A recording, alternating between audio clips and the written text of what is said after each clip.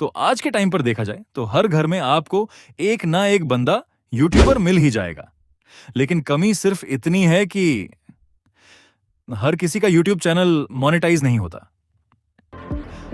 तो हाँ, आज की इस वीडियो में मैं आपको इसी प्रॉब्लम का सॉल्यूशन बताने वाला हूं। लेकिन उससे पहले एक सेकंड, अगर हम YouTube मोनेटाइजेशन की बात करें तो पहले के समय में YouTube के पार्टनर प्रोग्राम के लिए मुख्य तौर पर हमें 1000 सब्सक्राइबर्स और 4000 वैलिड पब्लिक वॉच आवर्स की जरूरत होती थी।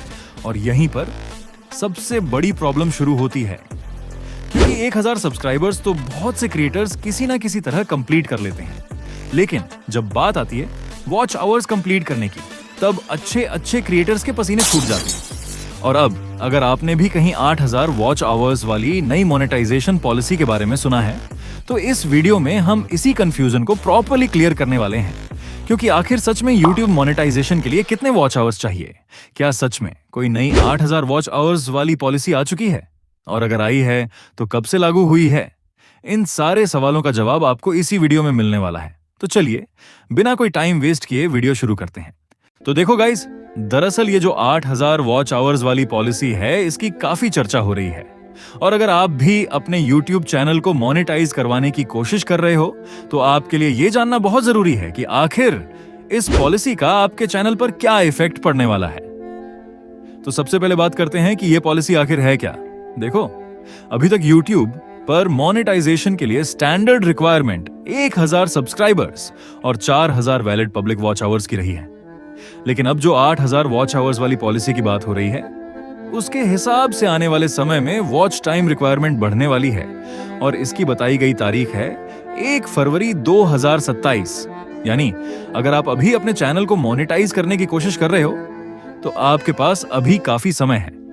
और अगर आप उस बदलाव से पहले ही YouTube पार्टनर प्रोग्राम का हिस्सा बन जाते हो, तो फिर आपको इस नई रिक्वायरमेंट की वजह से उसी तरह चिंता करने की जरूरत नहीं होगी। इसलिए अगर आपका चैनल अभी मोनेटाइज नहीं हुआ है, तो अभी से काम शुरू कर देना सबसे सही रहेगा, क्योंकि आपके पास अभी लगभग 5 महीने का समय है। और अगर आपका टारगेट है कि इन 5 महीनों के अंदर अपने 4000 वॉच आवर्स कंप्लीट करने हैं, तो आपको अपनी स्ट्रेटेजी थोड़ी स्मार्ट रखनी पड़ेगी। सबसे पहले आपको लाइव स्ट्रीम्स पर फोकस करना चाहिए। खासकर आप वर्टिकल लाइव स्ट्रीम्स ट्राई कर सकते हो, यानी जो लाइव स्ट्रीम मोबाइल के वर्टिकल फॉर्मेट में होती है और फीड में भी दिखाई दे सकती है। इसका फायदा यह है कि अगर आपकी लाइव स्ट्रीम पर व्यूअर्स आते हैं और कुछ समय तक देखते हैं, तो आपका वॉच टाइम बिल्ड हो सकता है। लेकिन सिर्फ लाइव जाकर स्ट्रीम चालू कर देना काफी नहीं है। आपको ऐसी लाइव स्ट्रीम करनी होगी जिसमें व्यूअर्स के पास रुकने की कोई वजह हो। इसके साथ साथ आपका दूसरा और सबसे इंपॉर्टेंट फोकस होना चाहिए लॉन्ग वीडियोस पर। अगर आप लगातार अच्छी लॉन्ग फॉर्म वीडियोस बनाते हो जिनमें लोग ज्यादा समय तक रुके रहते हैं, तो धीरे धीरे आपका वॉच टाइम बढ़ सकता है।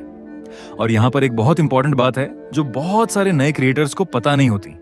अगर आप शॉर्ट्स बना रहे हो और आपको लग रहा है कि शॉर्ट्स पर आने वाला वॉच टाइम आपके 4000 वॉच आवर्स को जल्दी पूरा कर देगा, तो ऐसा नहीं है। शॉर्ट्स फीड से मिलने वाला watch time 4000 public watch hours वाले थ्रेशोल्ड में काउंट नहीं होता। इसलिए शॉर्ट्स को कंप्लीटली इग्नोर करने की जरूरत नहीं है। शॉर्ट्स का इस्तेमाल आप नए व्यूअर्स और सब्सक्राइबर्स लाने के लिए कर सकते हो। लेकिन अगर आपका main goal watch hours complete करना है, तो आपको अपना ज्यादा फोकस लॉन्ग वीडियोस और एलिजिबल पब्लिक लाइव स्ट्रीम्स पर रखना चाहिए। तो सिंपल सा फॉर्मूला याद रखो, शॉर्ट से ऑडियंस लाओ, लॉन्ग वीडियो से वॉच टाइम बिल्ड करो और लाइव स्ट्रीम से व्यूअर्स को ज्यादा देर तक एंगेज करो। और अगर आप इन तीनों चीजों को सही तरीके से कंबाइन करते हो, तो आपके चैनल की ग्रोथ भी इंप्रूव हो सकती है और मोनेटाइजेशन की तरफ आपकी जर्नी भी ज्यादा फास्ट हो सकती है। लेकिन अब सबसे बड़ा सवाल यह है, आखिर 4000 वॉच आवर्स जल्दी से जल्दी कंप्लीट कैसे करें? कितनी लंबी वीडियोस बनानी चाहिए? एक महीने में कितनी वीडियोस अपलोड करनी चाहिए? और लाइव स्ट्रीम में ऐसा क्या करना चाहिए जिससे व्यूअर्स ज्यादा देर तक रुके रहें? यही सारी चीजें हम वीडियो के अगले पार्ट में डिटेल में समझेंगे। तो ठीक है गाइस, आज के लिए बस इतना ही। अगर आपको ये वीडियो थोड़ी भी इंफॉर्मेटिव लगी हो, तो वीडियो को एक लाइक जरूर कर देना और नीचे कमेंट करके बताना कि आपको इस वीडियो का कौन सा पार्ट सबसे ज्यादा यूजफुल लगा।